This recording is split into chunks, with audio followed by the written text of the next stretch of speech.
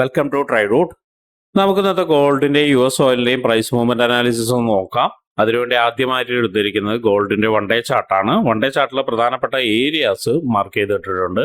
ഒരു ക്ലിയർ ആയിട്ടുള്ള ഒരു സപ്പോർട്ട് ഏരിയ ഉണ്ട് ഇവിടെ, അത് മാർക്ക് ചെയ്തിട്ടുണ്ട്. അതുപോലെ തന്നെ മുകളിൽ ഒരു റെസിസ്റ്റൻസ് ഏരിയ ഉണ്ട്, അതും മാർക്ക് ചെയ്തിട്ടുണ്ട്. ഇനി മാർക്ക് ചെയ്യാനുള്ളത് ഇവിടെ നിന്ന് ഒരു സ്ട്രക്ചർ ബ്രേക്ക് തന്ന ഏരിയ ആണ്, അതിനെയും മാർക്ക് ചെയ്തിട്ടുണ്ട്. ഇന്നലെ അവിടേക്ക് വന്നു കഴിഞ്ഞിട്ട് ഒരു നല്ലൊരു സപ്പോർട്ട് എടുത്തിട്ട് മാർക്കറ്റ് മുകളിലോട്ട് പോയിട്ടുണ്ട്. ഇന്ന് മാർക്കറ്റ് ഓപ്പൺ ചെയ്ത് കഴിഞ്ഞ് താഴോട്ടേക്ക് വീണ്ടും വരുന്നുണ്ട്. ഒരു സപ്പോർട്ട് എടുക്കാനായിരിക്കും എന്നാണ് എക്സ്പെക്ട് ചെയ്യുന്നത്. എനിവേ കൂടുതൽ കാര്യങ്ങൾ അറിയാൻ വേണ്ടിയിട്ട് നമുക്ക് ചെറിയ ടൈം ഫ്രെയിമിലേക്ക് പോവാം. അതിനു മുന്നേ ഇന്നത്തെ പ്രധാനപ്പെട്ട ന്യൂസുകൾ എന്തൊക്കെയാണെന്നുള്ളത് നോക്കാം.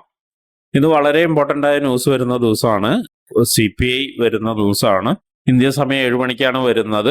ഒരു സമയം ന്യൂയോർക്ക് മാർക്കറ്റ് ഓപ്പൺ ചെയ്യുന്ന സമയം കൂടിയാണ്. എനിവേ എങ്ങനെയാണ് അതിന്റെ യൂഷ്വൽ ഇഫക്റ്റ് എന്നുള്ളത് നമുക്ക് നോക്കാം. ആദ്യമായിട്ട് കോർ CPI മന്ത്ലി നോക്കാം.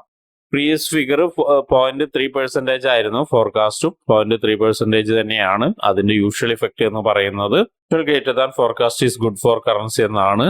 അതുപോലെ തന്നെ CPI മന്ത്ലി നോക്കാം. പ്രീവിയസ് ഫിഗർ 0.3% ആണ്, ഫോർകാസ്റ്റ് 0.4% ആണ് കാണിക്കുന്നത്. അതിന്റെയും യൂഷ്വൽ ഇഫക്റ്റ് എന്ന് പറയുന്ന actual greater than forecast is good for currency എന്നാണ്. അതുപോലെ തന്നെ CPI ഇയർലി പ്രീവിയസ് 2.7% ആണ്, ഫോർകാസ്റ്റ് 2.9% ആണ്.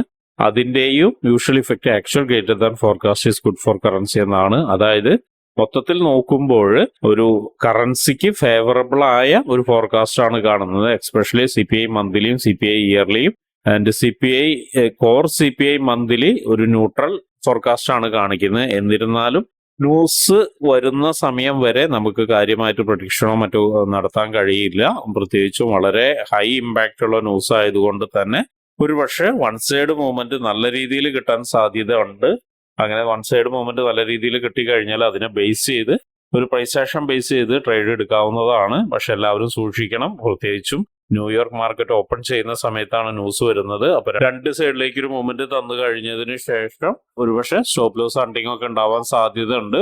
അപ്പൊ ആ ഒരു സമയത്ത് ട്രേഡ് എടുക്കുന്ന ആളുകൾ സൂക്ഷിച്ചും കണ്ടും തന്നെ ട്രേഡ് എടുക്കാം. ഇനി നമുക്ക് ചാർട്ടിലോട്ട് പോവാം. ചാർട്ടിൽ 4 അവറിലേക്ക് വരുന്ന സമയത്ത് ഇവിടെ ഒരു ഇംബാലൻസ് ഉണ്ടായിരുന്നു. ഒരു ഇംബാലൻസിൽ നിന്നാണ് മാർക്കറ്റ് കഴിഞ്ഞ ക്യാൻഡിൽ, അതായത് കഴിഞ്ഞ 4 അവറിന്റെ ക്യാൻഡിൽ താഴോട്ടേക്ക് ഇറങ്ങിയത്. അങ്ങനെയാണെങ്കിൽ വീണ്ടും കുറച്ചുകൂടി താഴോട്ടേക്ക് ഇറങ്ങും എന്നുള്ളത് നമുക്ക് എക്സ്പെക്ട് ചെയ്യാം. അങ്ങനെ എക്സ്പെക്ട് ചെയ്യാൻ പറ്റുന്ന ഒരു ഏരിയ എന്ന് പറയുന്നത് ഈ ഒരു ലോ ആയിരിക്കാം, ഈ ഒരു ക്യാൻഡിലിന്റെ ലോ ആയിരിക്കാം. അപ്പൊ ഇന്ന് മാർക്കറ്റ് കുറച്ചുകൂടി താഴോട്ടേക്ക് ഇറങ്ങുമെന്ന് പ്രതീക്ഷിക്കുന്നു.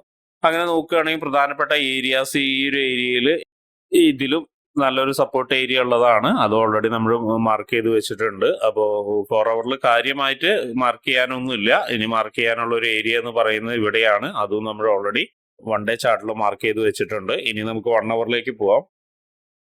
1 അവറിലേക്ക് പോകുന്ന സമയത്ത് നേരത്തെ പറഞ്ഞ പോലെ തന്നെ ഒരു ഇംബാലൻസിൽ നിന്ന് മാർക്കറ്റ് താഴോട്ടേക്ക് ഇറങ്ങിയിട്ടുണ്ടായിരുന്നു.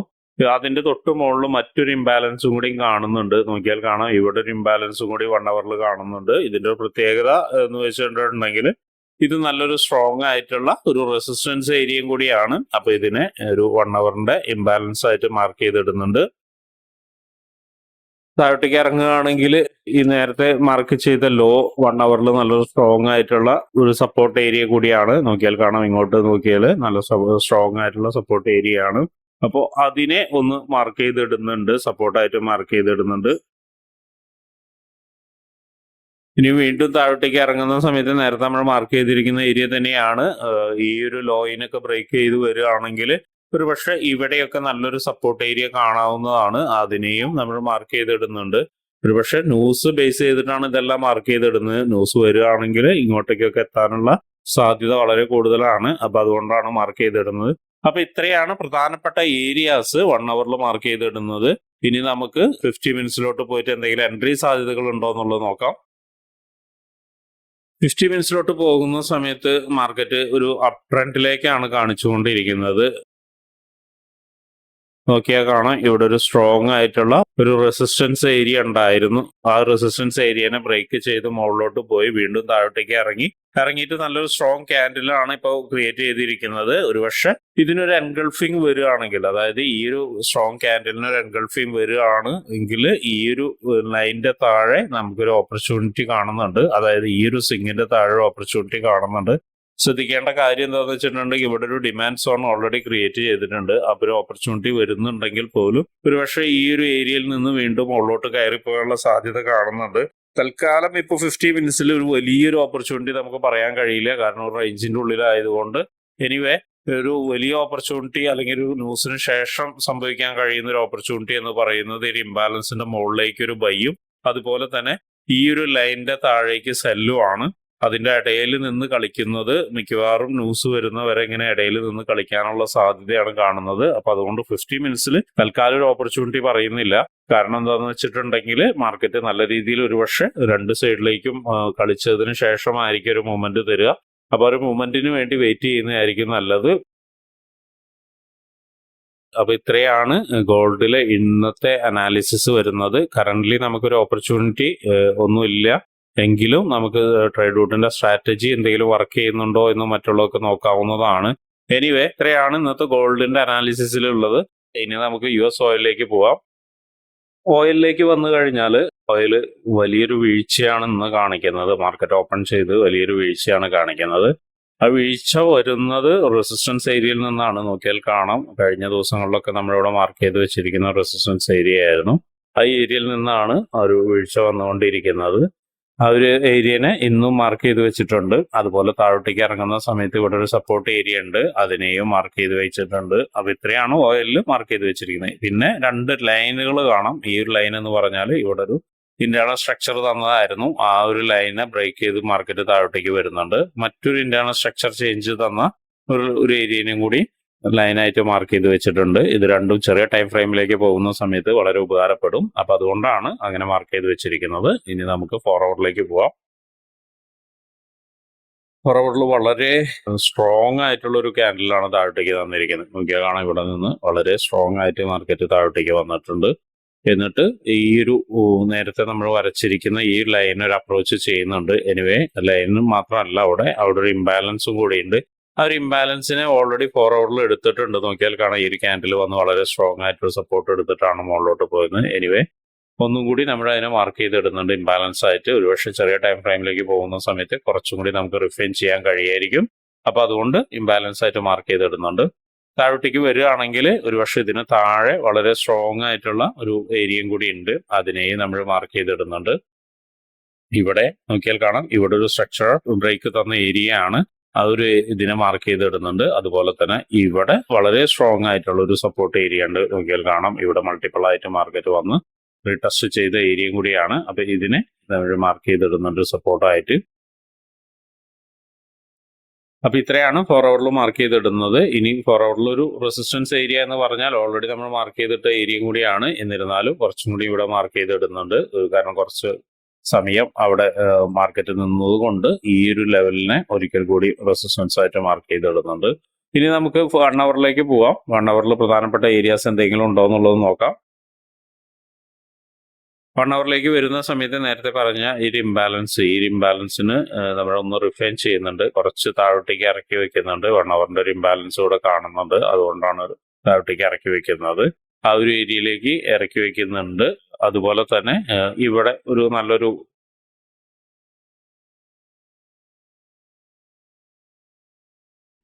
അതുപോലെ തന്നെ ഈ ഒരു ഏരിയയിൽ കുറച്ച് നേരം മാർക്കറ്റ് ഒന്ന് സ്റ്റേ ചെയ്തിട്ടുണ്ട്. അപ്പൊ ആ ഒരു ഏരിയനെ ഒരു സപ്പോർട്ടായിട്ട് മാർക്ക് ചെയ്തിടുന്നുണ്ട്. ഇതെല്ലാം 1 ഡേയുടെയും 4 അവറിന്റെയും ചാർട്ടിൽ മാർക്ക് ചെയ്തിട്ടാണ്. പക്ഷെ കുറച്ചും കൂടി റിഫൈൻ ചെയ്യാൻ വേണ്ടിയിട്ടാണ് ഇപ്പോൾ 1 അവറിൽ മാർക്ക് ചെയ്തിട്ടിരിക്കുന്നത്. അപ്പൊ ഇത്രയാണ് 1 അവറിലെ പ്രധാനപ്പെട്ട ഏരിയാസ്. ഇനി നോക്കുകയാണെങ്കിൽ ഇവിടെ നല്ല രീതിയിലൊരു ഇംബാലൻസ് ക്രിയേറ്റ് ചെയ്തിട്ടുണ്ട്, വലിയൊരു ഇംബാലൻസ് ക്രിയേറ്റ് ചെയ്തിട്ടുണ്ട്. അതിനെ മാർക്ക് ചെയ്തിടുന്നുണ്ട് എന്തായാലും. കാരണം ഒരുപക്ഷെ മാർക്കറ്റ് അങ്ങോട്ട് തിരിച്ചെത്തുന്ന സമയത്ത് ഒരു വലിയ രീതിയിലുള്ള റിജക്ഷൻ കിട്ടാനുള്ള സാധ്യത ഉണ്ട്. അപ്പോൾ 1 അവറിൽ അത് മാർക്ക് ചെയ്തിടുന്നുണ്ട്. അപ്പൊ ഇത്രയാണ് 1 അവറിലെ പ്രധാനപ്പെട്ട ഏരിയാസ്. ഇനി നമുക്ക് 50 മിനിറ്റ്സിലോട്ട് പോവാം. 50 മിനിറ്റ്സിലോട്ട് പോകുന്ന സമയത്ത് മാർക്കറ്റ് നേരത്തെ പറഞ്ഞ പോലെ തന്നെ വളരെ വലിയൊരു വീഴ്ചയാണ് തന്നിരിക്കുന്നത്. അപ്പോൾ ഇതിന് താഴെ നല്ലൊരു സെല്ലിംഗ് ഓപ്പർച്യൂണിറ്റി ഉണ്ട്. ഓൾറെഡി ഒരു സെല്ലിംഗ് ഇതിലാണ് നിൽക്കുന്നത്. ഇതിന്റെ താഴെ ഒരു സെല്ലിംഗ് ഓപ്പർച്യൂണിറ്റി ഉണ്ട്. അത് എങ്ങനെയായിരിക്കാം എന്നുള്ളത് നമുക്കൊന്ന് നോക്കാം. ഇപ്പൊ മാർക്കറ്റ് നിൽക്കുന്ന കണ്ടീഷനിൽ നിന്ന് ഒന്ന് മുകളിലോട്ട് കയറിപ്പോയി ഈ ഒരു ഇംബാലൻസിൽ നിന്ന് നല്ലൊരു വീഴ്ച കിട്ടുകയാണെങ്കിൽ, ഏറെക്കുറെ ഈ ഒരു ഏരിയയിൽ നിന്നൊക്കെ ഒരു നല്ലൊരു വീഴ്ച കിട്ടുകയാണെങ്കിൽ നമുക്കൊരു സെൽ എൻട്രി എടുക്കാം. അങ്ങനെ സെൽ എൻട്രി എടുക്കുകയാണെങ്കിൽ നേരത്തെ പറഞ്ഞ പോലെ ഇതായിരിക്കാം ഒരു ഫസ്റ്റ് ടാർഗറ്റ്. സെക്കൻഡ് ടാർഗറ്റ് ഈ ലൈനായിരിക്കാം. തേർഡ് ടാർഗറ്റ് എന്ന് പറയുന്നത് ഈ ഒരു ഇംബാലൻസും ഫോർത്ത് ടാർഗറ്റ് ഈ ഒരു സപ്പോർട്ടും ആയിരിക്കാം. അപ്പോൾ വലിയൊരു ടാർഗറ്റ് കിട്ടാനുള്ള സാധ്യത ഉള്ളതാണ്.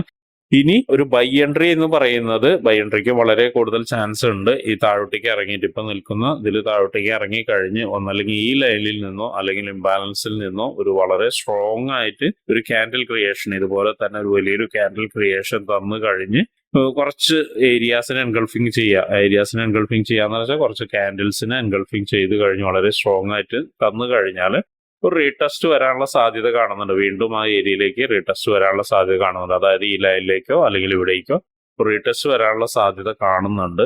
ആ റീടെസ്റ്റിന് ശേഷം ചെറിയ ടൈം ഫ്രെയിമിൽ കൺഫർമേഷൻ എടുത്തിട്ട് ഒരു ബൈ എൻട്രി എടുക്കാം. അങ്ങനെയാണെങ്കിൽ ഈ ഒരു ഏരിയയിൽ നിന്ന് ഏറെക്കുറെ ഇവിടം വരെ ഇപ്പോൾ ക്രിയേറ്റ് ചെയ്തിരിക്കുന്ന ഇംബാലൻസിന്റെ ഏരിയ വരെ നമുക്കൊരു ടാർഗറ്റ് കിട്ടും. ഒരുപക്ഷെ ഇവിടെ നിന്നും വലിയൊരു ക്യാൻഡിൽ ക്രിയേറ്റ് ചെയ്തിട്ടുണ്ടെങ്കിൽ കുറച്ചുകൂടി മുകളിലോട്ട് പോവാം. പക്ഷെ അത്ര വിശ്വസിക്കാൻ പറ്റാത്തതായിരിക്കാം. കാരണം എന്ന് വെച്ചിട്ടുണ്ടെങ്കിൽ ഒരുപക്ഷെ നെക്സ്റ്റ് ക്യാൻഡിൽ എൻഗൾഫിങ് തന്ന് വീണ്ടും താഴോട്ടേക്ക് ഇറങ്ങാം. അപ്പൊ ഇങ്ങനെയാണ് ഇതിന്റെ ബൈ എൻട്രി സാധ്യതകൾ പറയുന്നത്. ബൈ എൻട്രി അങ്ങനെ പറയാനുള്ള കാരണം എന്തെന്ന് വെച്ചിട്ടുണ്ടെങ്കിൽ വലിയൊരു ക്യാൻഡിൽ വീഴ്ചയാണ് ഇന്ന് തന്നിരിക്കുന്നത്. അപ്പൊ അതിനെ റിക്കവർ ചെയ്ത് മുകളിലോട്ട് പോകണമെങ്കിൽ വളരെ സ്ട്രോങ് ആയിട്ടുള്ള ഒരു സപ്പോർട്ട് ഏരിയ വേണം. അതുപോലെ സ്ട്രോങ് ആയിട്ടുള്ള ഒരു പാറ്റേണും ക്രിയേറ്റ് ചെയ്യണം. അപ്പൊ അത്രയും സ്ട്രോങ് ആയിട്ടുള്ള ഒരു പാറ്റേണിന് വേണ്ടി നമ്മൾ വെയിറ്റ് ചെയ്ത് തന്നെ നിൽക്കണം. അപ്പൊ അതുകൊണ്ടാണ് ബൈ എൻട്രി അങ്ങനെ പറഞ്ഞത്. ബൈ എൻട്രി നേരത്തെ പറഞ്ഞത് ഒരുപക്ഷെ ഇവിടെ നിന്നോ അല്ലെങ്കിൽ ഇവിടെ നിന്നോ എന്ന് പറഞ്ഞത് വീണ്ടും താഴോട്ടേക്ക് ഇറങ്ങി ഇവിടെ നിന്നും അതേ പാറ്റേൺ തന്നെ ആവാം. അപ്പൊ ശ്രദ്ധിക്കേണ്ടത് നേരത്തെ ബൈ എൻട്രി പറഞ്ഞ പാറ്റേണിലേക്ക് സ്റ്റിക്ക് ഓൺ ചെയ്യുക എന്നുള്ളതാണ്. അപ്പൊ ഇത്രയാണ് ഒരു ബൈ എൻട്രി സെൽ എൻട്രിയും പറഞ്ഞത്. സെൽ എൻട്രി ഇവിടെ നിന്നും, ബൈ എൻട്രി ഏറെക്കുറെ ഈ 3 ഏരിയയിൽ നിന്നുമാണ് പറഞ്ഞിരിക്കുന്നത്. എനിവേ, ഇപ്പൊ ട്രേഡ് എടുക്കുന്ന ആളുകൾ എല്ലാവരും സൂക്ഷിച്ചും കണ്ടും ട്രേഡ് എടുക്കുക. ട്രേഡ് എടുക്കുമ്പോൾ പ്രത്യേകിച്ച് ഇന്ന് ന്യൂസ് വരുന്ന ദിവസമായതുകൊണ്ട് ക്യാപിറ്റൽ പ്രൊട്ടക്ട് ചെയ്ത് ട്രേഡ് എടുക്കുക. അതുപോലെ തന്നെ റിസ്ക് റിവാർഡും മണി മാനേജ്മെന്റും കൃത്യമായിരിക്കണം. അതുപോലെ തന്നെ ഈ വീഡിയോ കാണുന്ന ആർക്കെങ്കിലും ഫോറക്സ് ട്രേഡിങ്ങിനെ കുറിച്ച് ഫ്രീ ആയിട്ട് പഠിക്കാൻ താല്പര്യമുണ്ടെങ്കിൽ ട്രേഡ് ഔട്ടുമായിട്ട് ബന്ധപ്പെടാം. അതിനുവേണ്ടി ഒരു ഗൂഗിൾ ഫോം വീഡിയോയുടെ ഡിസ്ക്രിപ്ഷനിൽ കൊടുത്തിട്ടുണ്ട്. അതോടൊപ്പം തന്നെ ട്രേഡ് ഔട്ടിന്റെ വാട്സ്ആപ്പ് ചാനൽ കൊടുത്തിട്ടുണ്ട്. അതിലും കയറി നിങ്ങൾക്ക് ജോയിൻ ചെയ്യാവുന്നതാണ്. അതിൽ അപ്ഡേഷൻസ് എല്ലാം കിട്ടുന്നതാണ്. അപ്പൊ ഇത്രയാണ് ഇന്നത്തെ ഗോൾഡിന്റെയും US ഓയിലിന്റെയും അനാലിസിസ്. അപ്പോൾ എല്ലാവർക്കും നല്ലൊരു പ്രോഫിറ്റബിൾ ഡേ ആവട്ടെ എന്ന് ആശംസിക്കുന്നു.